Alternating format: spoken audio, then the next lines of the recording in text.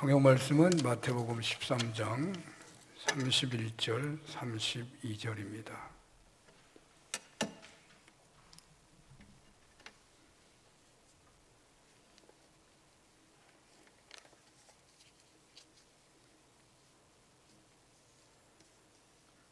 짧으니까요. 우리 함께 봉독할까요? 31절, 32절.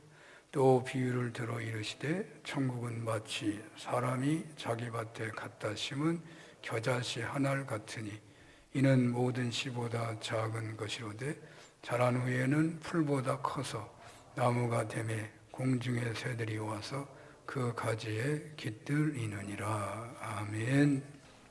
어제 성찬절을 지키고 또 오늘 성탄 후 첫째 주일 송년 예배를 드리게 되었네요. 그래서 어제 거창하게 예배를 드렸는데 오늘 또 하나 하는 그런 생각도 아마 있지 않았을까. 그래서 많이 힘드셔서 오늘은 아마 집에서 예배 드리는 분도 또한 많은 것 같기도 합니다. 아예 그냥 어제는 오질 않고 오늘 오신 분도 혹시 계시는가 해집니다. 자, 그런데 성탄절이라고 하는 것은 보통 절기가 아닌 것이죠.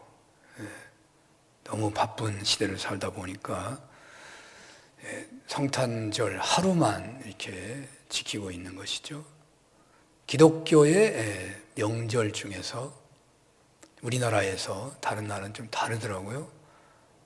우리나라에서 유일하게 지키는 날이 아마 성탄절일 것입니다. 부활절은 주일날이 부활절이어서 무슨 추수감사주일도 일요일 날이니까 어차피 성탄절은 평일인데도 성탄절이잖아요. 그러니까 성탄절이 가장 전 세계적인 지구촌 전체의 명절인 것이죠. 역사 속에 나타난 기록들 중에는 전쟁을 하다가도 성탄절에는 전쟁을 안 한다고 그러더라고요. 우리나라는 얘기했지만 말이죠. 유럽에서 전쟁하다가도 성탄절이니까 오늘 무조건 휴전이다. 자, 성탄절은 우주적 사건입니다. 그냥 역사가 아니고 여러분 제가 생각하기에는 이런 게 있다고 그래요. 공룡시대가 있었잖아요. 역사 속에 공룡시대가 있었어요. 왜냐하면 공룡 화석이 많이 나오잖아요. 이 공룡시대의 끝때쯤에 맘모스 코끼리도 있었고, 코끼리도 지금 코끼리에 10배나 큰 코끼리가 있고 이런 시대가 있었다고요. 그런 시대가 왜 역사에서 사라졌느냐? 학자들 주장은 큰 운석이 이 지구를 쳤다고 그러더라고요. 지구를 쳐가지고 지구가 막 흔들려서 그래서 지구에 급변하는 그런 기후의 변화로 공룡들이 다 죽어버렸다. 그런 얘기를 합니다. 저는 그거에 대해서 과학적 지식이 부족한데 한 가지 아는 것은 공룡 시대가 있었고 그 시대가 없어졌다는 거죠. 자, 우주 역사 속에서, 인류 역사 속에서 최고의 사건, 하나님이 인간이 돼서 이 세상에 오신 사건이잖아요. 있을 수가 없는 거예요. 이 어마어마한 사건이 일어난 거예요. 하나님과 인간을 비교한다면 이 세상에서 우리의 이성으로, 우리의 지성으로는 비교할 방법이 없어요, 사실은요. 어떤 사람이 사람과 개미로 하나님이 사람이라면 인간은 개미다, 이렇게 비교하는 사람도 있습니다만은 그거로도 비교가 안 되는 거죠.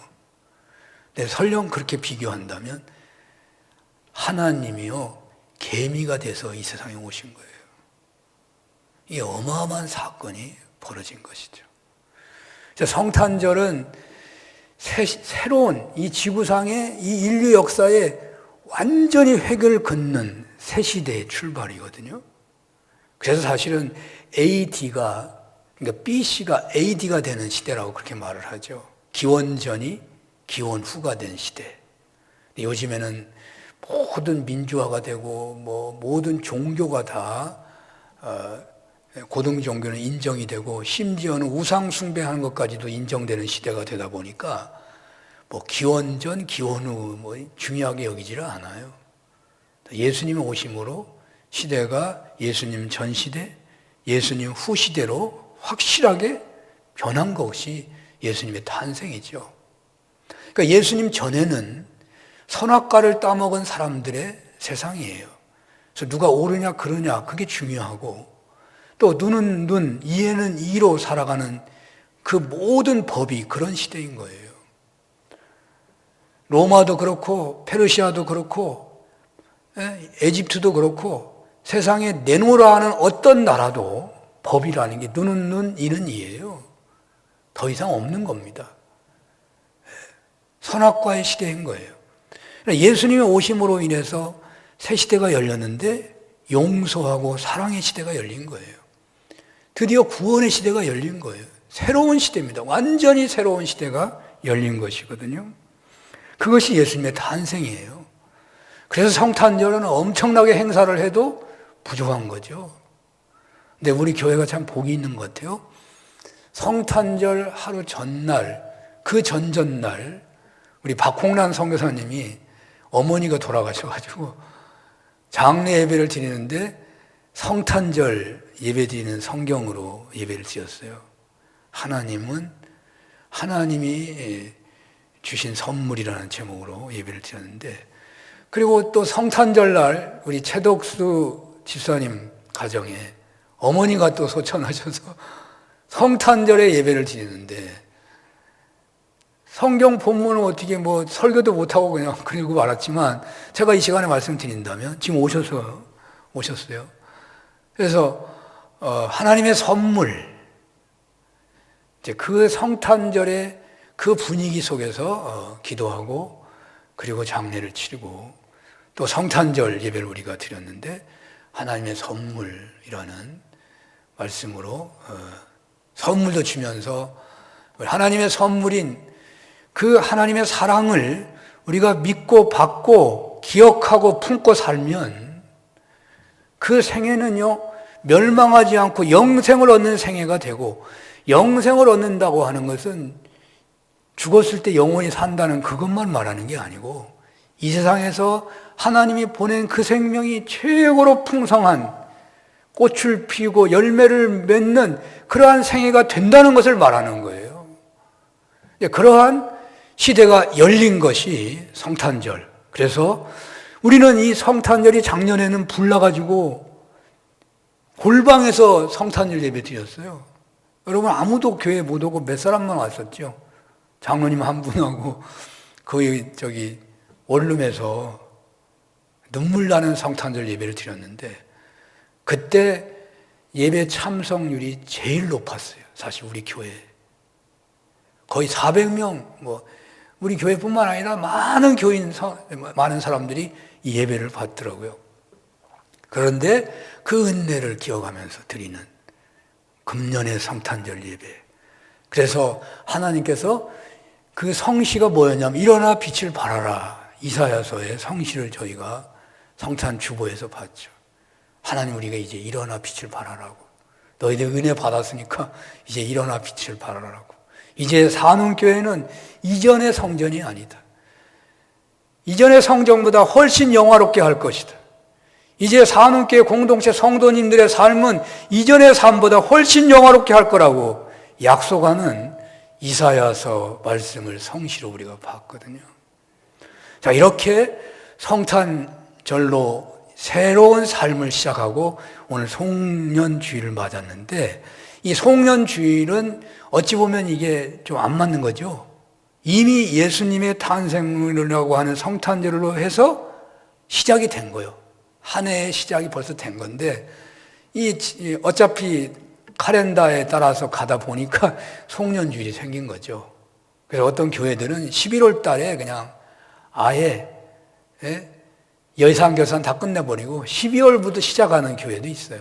교회력은 원래가 그런 거죠. 그러니까 이 말로만 송년주일이지 이미 우리는 한 해를 시작한 거죠.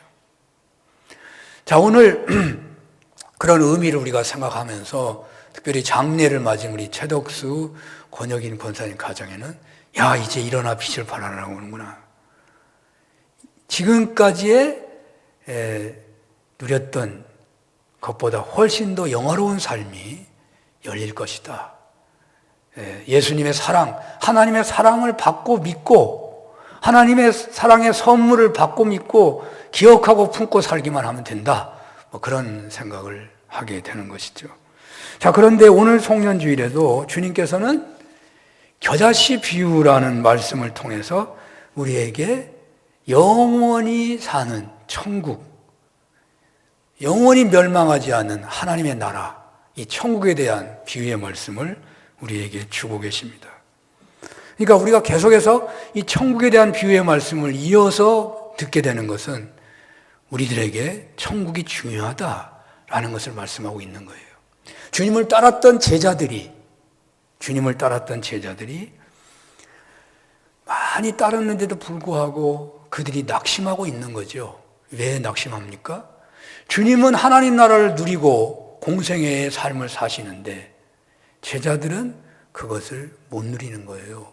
맛은 보고 있는데, 천국을 체험하는 기적은 보고 있는데, 오병이의 기적, 수많은 병자가 치유되고 그리고 위로받고 나도 이제 새로운 삶을 살아야 된다. 나도 이제 세상의 왕이나 세상의 어떤 부자나 관계없이 나도 정말로 행복한 그리스도의 제자로 살게 되었다. 최고의 샬롬을 누리는 그런 체험들은 하고 있는데 왠지 모르게 주님은 활짝 웃고 계시고 주님은 샬롬을 누리고 계시고 주님은 천국을 누리고 드러내며 살고 계시는데 자신들은 너무나 왜소하기 그지없는 거죠. 자신들이 복음을 전하러 다닌다고 하더라도 사람들이 감동도 별로 없는 것 같고 그리고 바리새인들과 서기관들의 그 공격은 더욱 가까이 다가오는 것 같고 더욱 위축되고 있는 바로 그 현장에서 주님이 이 겨자씨 비유의 말씀을 하고 있는 것입니다. 우리들도 똑같아요. 우리가 예수 믿어서 그래서 천국을 소유하게 되었다고 확신하고 살아가는 것 같지만 정말 우리 때문에 예수 믿는 사람이 과연 얼마나 있는가?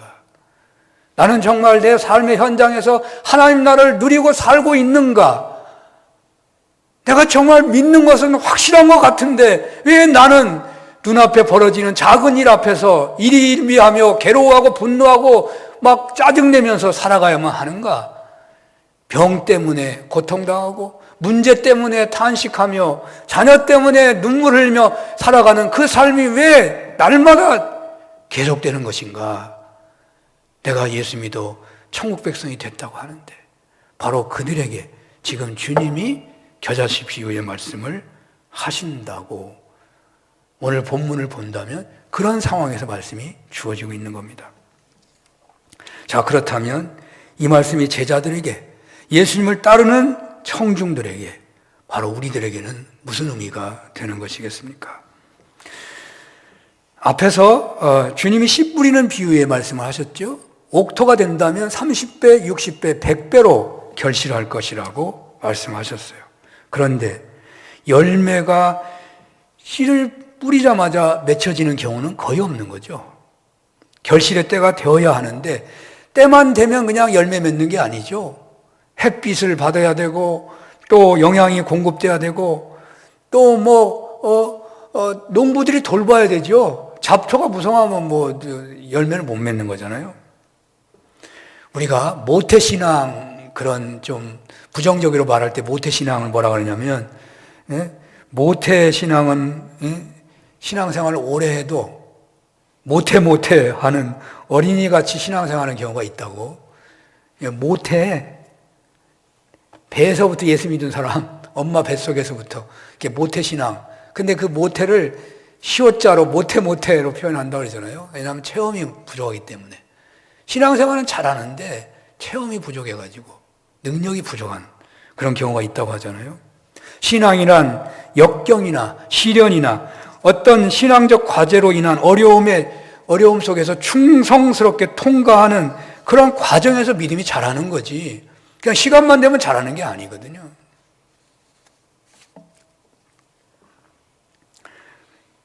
또 신앙이라는 게 눈에 보이게 잘하는 것도 아니에요. 자신도 잘 느끼지 못하는 경우가 많죠. 옆에 사람도 알아보기 어려워요. 그러나 10년 이렇게 신앙생활 하는 가운데 어느 날 보니까 내 기도가 달라졌다든지, 어느 날 봤더니 내가 보는 시각이 달라져 있어요.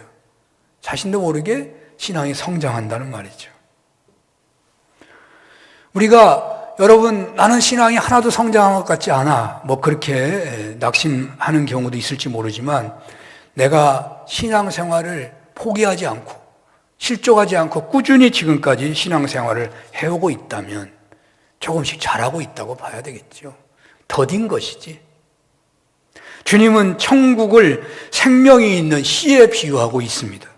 그 씨가 비록 작은 것이지만 싹이 트고 자라면 큰 나무가 되어서 새가 깃들인다는 말씀을 하고 계십니다.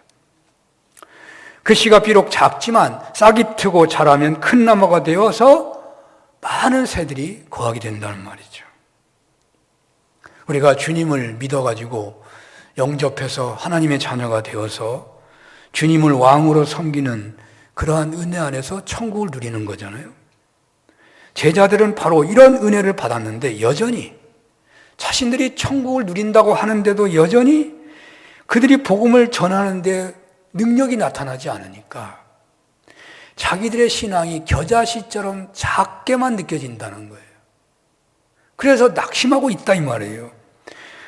그래서 그들은 복음을 전하지만 열매가 없고, 그들을 핍박하는 사람들은 더욱 그냥 힘을 내는 것 같고, 그들은 더욱 위험에만 자기들이 노출되는 것 같아서 낙심하고 있는데, 바로 그들에게 주님이 겨자씨 비유를 하고 있다고 말입니다.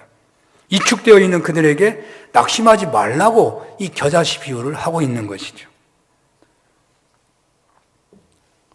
이 겨자씨가 큰 나무가 되어서 새가 깃드는 것처럼 주님의 복음은 생명이 있기 때문에 점점 자라게 될 것이라는 말입니다. 전 세계의 모든 족속들까지도 그 복음 안에 들어오게 될 것이라는 거죠. 그러므로 이 비유는 제자들에게 확신을 주고 희망을 준 것으로 넓은 세상에 씨를 뿌리러 나가는 그들에게는 절실했던, 복음을 전하기를 소원하고 있는 제자들에게는 정말로 필요한 그런 메시지였다는 말이에요. 자, 여러분들에게는 절실한 소원이 무엇이 있으십니까? 여러분에게는 소원이 무엇입니까? 제가 이 물어보는 것 자체가 좀 어색합니다만은, 그 한신대학교에서 이런 설문조사한 게 있더라고요. 논문 자료를 제가 찾다가 본 것인데 상당히 오래된 자료이긴 합니다만은, 인생에 있어서 가장 중요한 것에 대한 설문에 대한 조사였는데, 사람들이 첫 번째로 꼽은 것이 뭐냐면 건강이었다는 거예요. 두 번째로는 우리들이 보통 말하는 행복, 아카데미에서 말하는 그 행복이 아니라 이 세상에서의 행복, 두 번째로 꼽은 게, 세 번째는 신앙생활, 네 번째는 좋은 친구와 사귀어서 어떤 삶을 즐기는 것, 마지막으로 남을 돕는 것, 이런 순으로 사람들이 꼽았다 그래요. 그런데 이 순서가 그래도 세 번째니까 신앙생활도 참 괜찮다라고 볼 수 있지만, 이건 일반 사람들 전체를 놓고 뽑은 거예요. 그러니까 기독교인이 한 15%나 20%라면은 이제 이렇게 된다고 보는 거죠. 근데, 세 번째면 다행인데, 이게 프로테지를 보니까 심각하더라고. 첫 번째로 건강을 원하는 사람들이요, 44.4%가 건강을 첫 번째로 뽑았고, 두 번째로 뽑은 것은요, 행복한 가정생활은 31.4%. 그리고 복된 신앙생활은 6.2%밖에 안 돼요. 건강해서 직장생활 잘하고 행복한 가정을 이루고, 그리고 시간이 주어진다면 신앙생활을 내가 해보겠다. 아마 이것이 일반 사람들, 아니 우리나라 대부분의 사람들 정신세계가 아닌지 모르겠습니다. 아마 이 흐름은 점점 심화되고 있다고 봐야겠죠. 우리 교회에 조사한다면 조금 나을 것이라고 생각하지만 상당히 많은 사람들이 이러한 흐름 앞에서 흔들린다고 저는 생각합니다. 흔들리고 있어요. 몸이 아프면 신앙생활이 그냥 내려앉게 돼 있잖아요. 가정사회, 직장사회에 어떤 문제가 생기면 신앙생활 내려놓는 경우 많죠. 언제나 이 세상에 있는 것이 먼저인 경우가 많은 거죠. 그리고 흔들려요. 아직은 아니지만. 근데 주님께서는 먼저 그의 나라와 의를 구하라고 하시죠. 먼저 건강을 구하라고 하지 않습니다. 먼저 세상의 행복을 구하라고 하지 않습니다. 주님은 먼저 그의 나라와 의를 구하라. 그러면 건강을 줄 것이고 그리고 행복을 줄 것이라고 약속하고 있는 것입니다. 그래서 우리는 하나님 나라에 소망을 두고 살아야 되는 것이죠. 우리가 천국을 체험한다면, 우리가 천국을 체험했다면 아마도 그 천국을 누군가에다가 전하고 싶은 마음이 우리의 중요한 어떤 영적 욕구 중에 하나일 거예요. 물론 이제 세월이 지나다 보니까 처음 믿을 때는 막 뜨겁게 복음 전한다고 탔는데 10년, 20년 되다 보니까 이제 전에도 뭐 되지도 않고 하니까 이게 좀 식기는 식어 있지만, 그러나 그래서 조금 멈춰 있는 것이지 우리의 근본적인 중요한 목적 중에 하나는 복음을 전하려고 하는 그러한 꿈틀거림이 있는 것이잖아요. 우리가 병이 치료됐어. 어떤 약을 썼는데 병이 치료됐어. 고질적인 병이. 그러면 나와 똑같이 아픈 사람이 있다면 그 사람에게 그 약을 전해주고 싶은 것이 누구나 다 똑같은 마음 아니겠어요? 자기가 정말 엄청나게 고생해서 치료받았다고 한단 말이죠.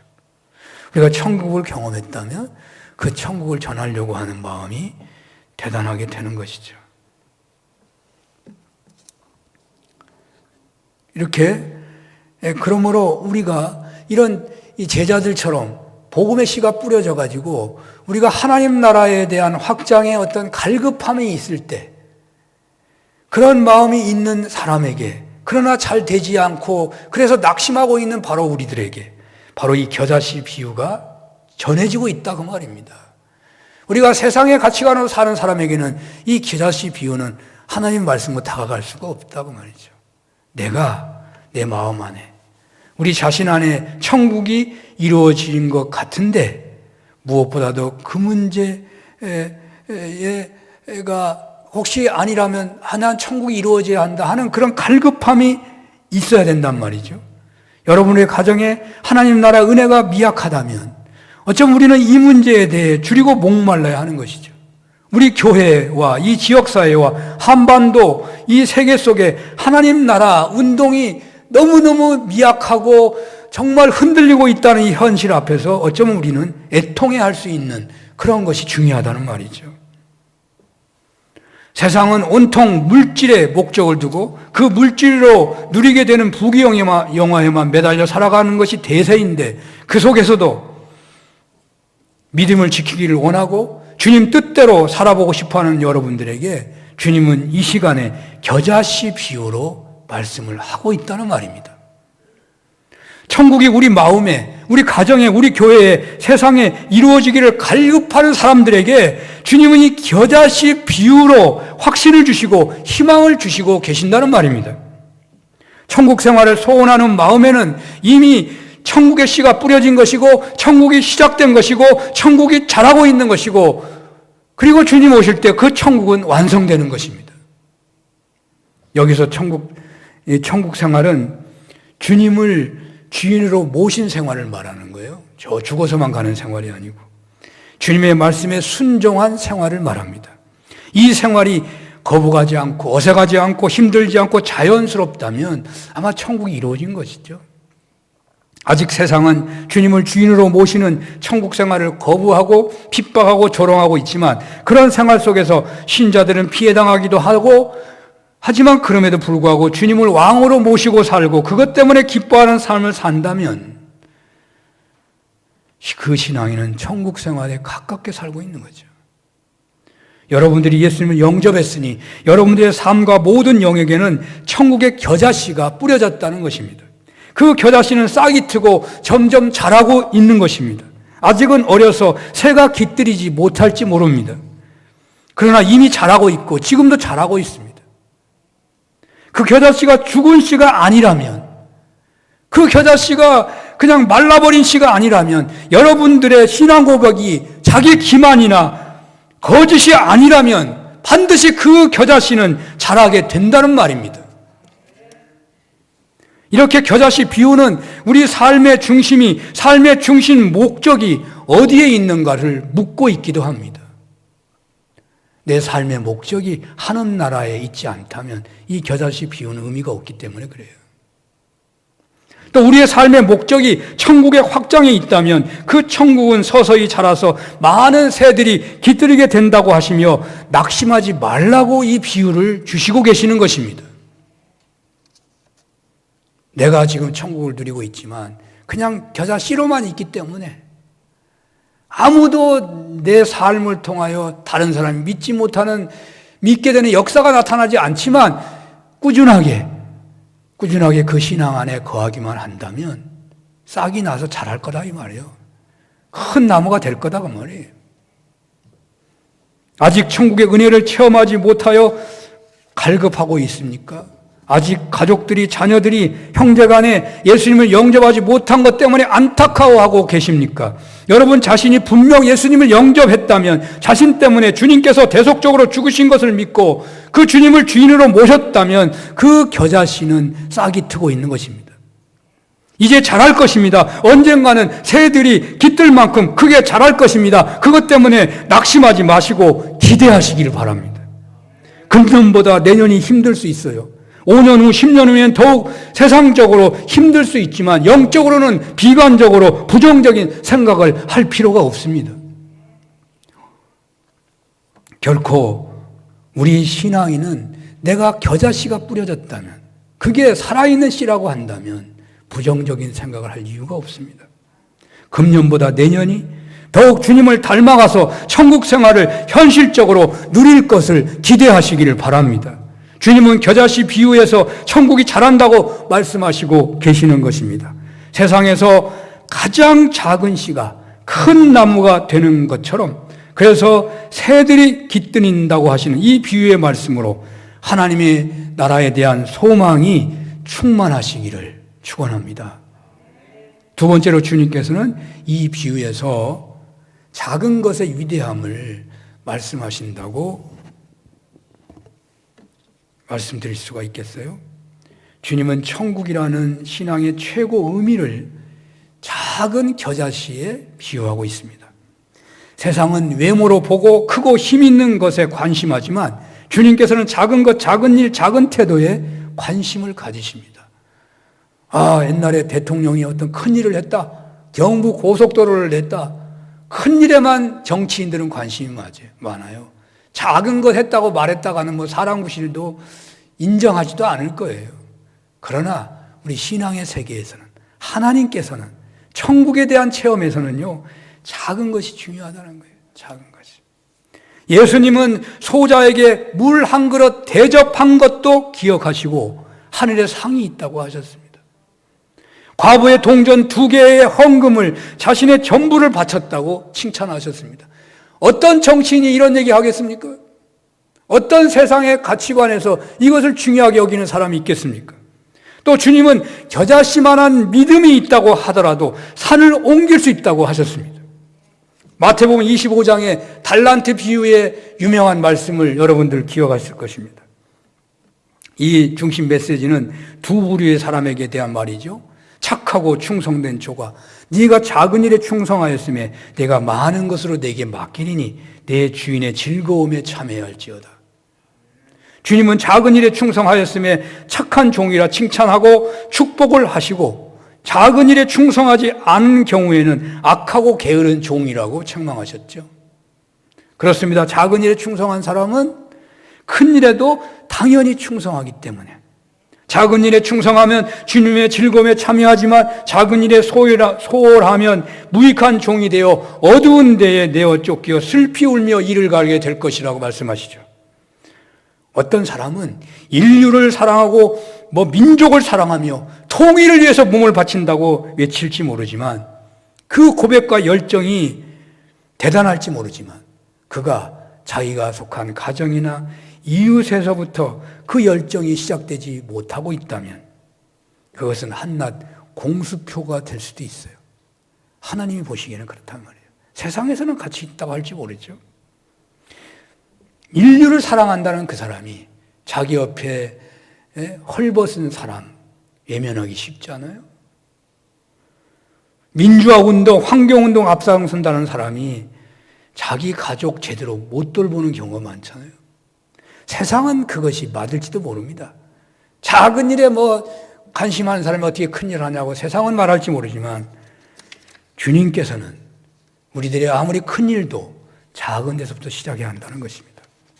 겨자씨는 작지만 후에 많은 새가 깃드는 나무가 된다는 것입니다. 작은 일에 충성한 사람은 큰 일도 잘한다는 것입니다. 눈에 보이지 않는 것, 사람들이 별로 신경 쓰지 않는 것, 자존심이 상할 만한 일에도 기꺼이 기쁨으로 그 일을 하는 사람. 바로 이런 태도는 천국을 키우는 영양소와 같은 것입니다. 가난하고 병들고 천대받고 잊혀진 사람들에게 관심을 갖게 될 때 큰 일이 주어지며 천국은 그 사람에게서 더욱 자라가게 된다는 말입니다. 영적 조직을 위하여 연말만 되면 우리가 많이 기도하잖아요. 자기에게 작은 일이 맡겨졌다고 자신이 무신당한다는 생각은 어느 누구도 하지 않겠죠. 작은 일을 맡는 순간 우리는 천국을 맛볼 수 있는 기회를 붙잡은 것입니다. 작은 일에 충성하면 더 큰 일에 쓰임받게 될 줄로 믿는 것입니다. 김자림이라고 하는 작가가 있어요. 이분이 방송 작가더라고요. 이런 글을 쓴 것을 제가 봤어요. 이분이 이제 드라마를 써서 이제 그게 이제 이렇게 시나리오로 만들어지고 또 탤런트가 정해지고 연습을 해가지고 이제 TV에 드라마가 방영이 될 때 주인공들이 역할을 잘해가지고 막 인기를 끌고 시청자들이 좋아하고 이러면 좋은데 어떤 경우에는 주인공이 제대로 역할을 못하는 경우가 있다고 그래요. 그리고 우리 엑스트라가 잘하는 경우가 있고 이 드라마 작가가 그걸 보면서 한 번, 두 번, 세 번까지는 대부분 그냥 간대요. 지금 내가 모르겠어요. 옛날 얘기인데 상당히 꽤 됐는데 이분이 뭐라고 얘기냐면 한 번, 두 번, 세 번까지도 문제가 되면 그 주인공을요 죽이는 수가 있대요. 이 쓰는 사람이 죽는 쪽으로 몰아가 버리는 거예요. 아니면 외국 여행으로 보내버리고 엑스트라가 잘하면 엑스트라의 역할을 자꾸 더하도록 그 엑스트라 역할 시간을 막 길게 만들어 버린대요. 작은 일에 충성하면 큰 일이 주어지는 거예요. 하나님의 작은 일, 세인들의 관심이 밖의 일, 어려운 이웃을 돌보고 섬기는 일, 굳은 일 등에 열심하는 사람을 주님은 찾으신다고요. 그런데요, 이렇게 이거는요, 작은 일에 충성하면 큰 일을 맡기신다. 이거는 이 악의 영역에도 거의 비슷해요. 죄의 영역에도 보통 비슷해요. 보통 우리는요, 남의 눈에 띄지 않는 작은 죄는 지어도 괜찮다고 생각하기 쉬워요. 그리고 큰 죄는 잘못 걸리면 감옥 가고 하니까 조심하는 경우가 많은 거죠. 대부분 사람들이 그렇게 살지 모릅니다.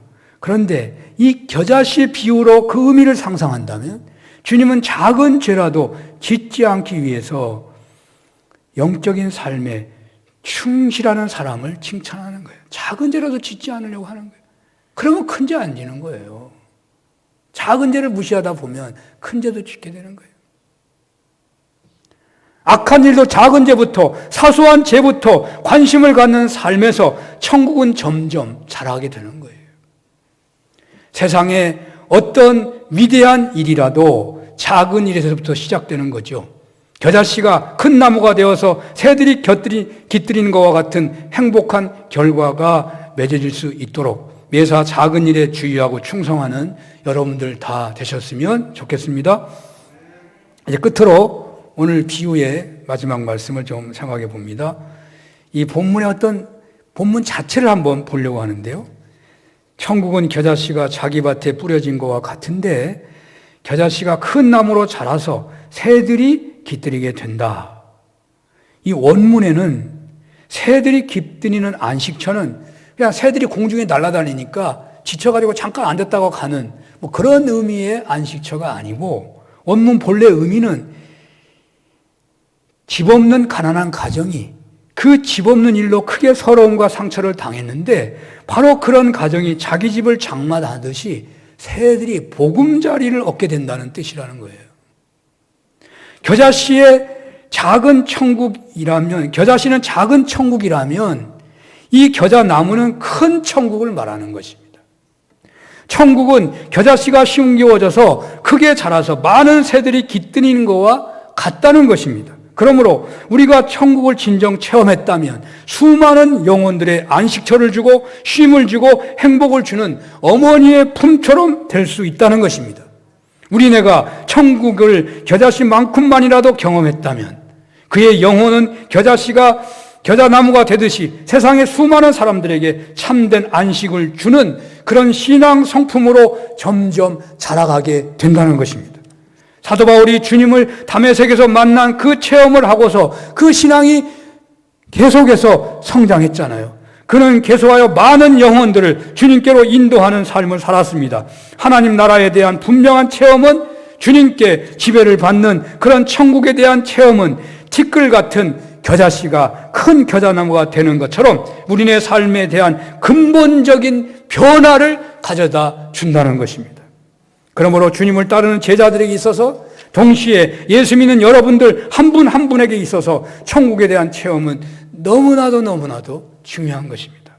주님을 주인으로 모시고 그 주님을 주인으로 따르는 삶을 살면서 천국을 체험한 제자들은 점점 그 천국이 자라가가지고 훗날 주님처럼 더 큰 일로 쓰임받은 것을 우리가 알 수 있잖아요. 주님이 말씀하신 것처럼 내가 할 일도 하고 더 큰 일도 한다는 그 말씀처럼 그 제자들이 그렇게 쓰임받았어요.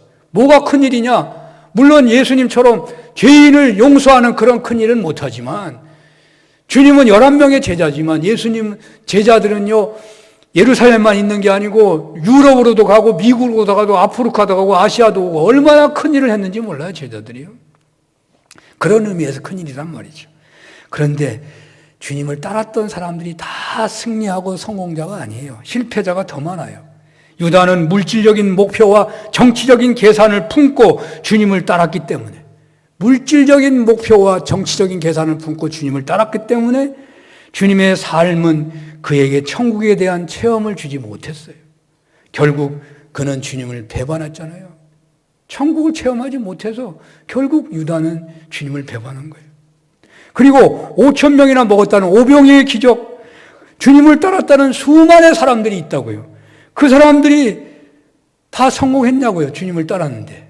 성공한 사람 별로 안 됐게. 성경에 정확한 숫자가 나오지 않으니까 제자는 11명이고 그 다음에 마가다락방에 120문도가 나오니까 120명은 분명한데 그 다음 숫자는 잘 모르지만 분명히 주님을 따른 사람은 많았지만 주님이 누렸던 그 하나님 나라를 체험한 사람은 별로 많지 않았다고 말이에요.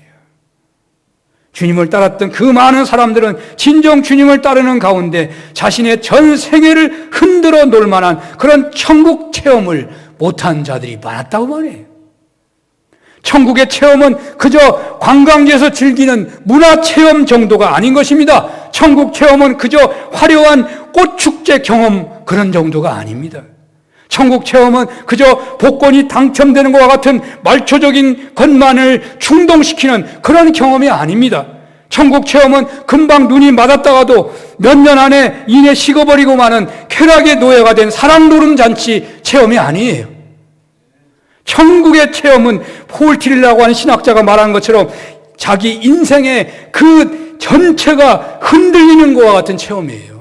땅이 흔들리는 것처럼 인생, 자기 존재 자체가 흔들리는 체험이라는 겁니다. 근본적인 변화를 가져다 주고야 많은 살아있는 겨자씨가 큰 나무가 되는 것과 같은 체험이라는 것입니다. 주님은 우리들에게 그런 천국을 소개하고 계십니다. 주님은 바로 우리들에게 그런 천국을 설명하고 있으십니다. 예수님을 여러분들의 삶의 전 영역에 실제적으로 주인으로 모시는 은혜가 있기를 바랍니다. 작은 일에서부터 진정 주님의 말씀에 순종하기를 바랍니다. 주님이 여러분들의 삶과 생각 전체를 다스리기 시작하는 그 순간부터 여러분 천국을 누리시기 시작하는 것입니다. 그 천국 체험은 겨자씨가 자라듯이 점점 풍성한 천국 체험으로 자라게 되는 것입니다. 이런 은혜가 있으시기를 축원합니다. 기도하겠습니다. 저희들 천국 체험을 악망하게 하시고 뜨거운 천국 체험으로 겨자씨가 싹이 트고 크게 자라는 것처럼 많은 영혼들이 깃드는 신앙 거목으로 자라가는 은혜를 덧입게 하여 주시옵소서. 예수님 이름으로 기도합니다. 아멘.